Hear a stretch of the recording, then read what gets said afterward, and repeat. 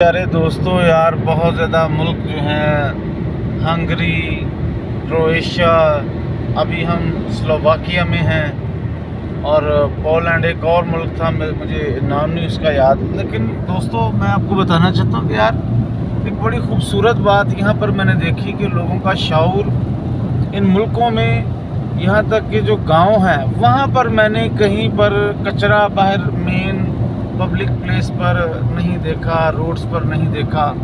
It's amazing. سو کیا بات ہے یار ان لوگوں کی سوچ کی کہ کوئی مطلب غیر ذمہ داری کا جنگل میں بھی جو ہے وہ مظاہرہ نہیں کرتا کہ کسی نے ادھر. یہ آپ دیکھ لیں میرے سامنے یہ روڈ ہے، ٹھیک ہے، ہم پولینڈ کے لیے جا رہے ہیں خدا کے فضل سے.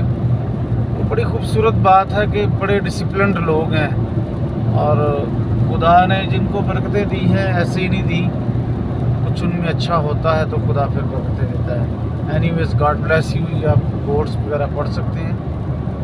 تو ہم اس وقت میں سلووانیا میں ہوں، ٹھیک ہے، سلووانیا کا ہم یہ ملک جو ہے وہ کراس کر رہے ہیں، اس کے بعد پولینڈ آئے گا. Any ways God bless you. Love you so much.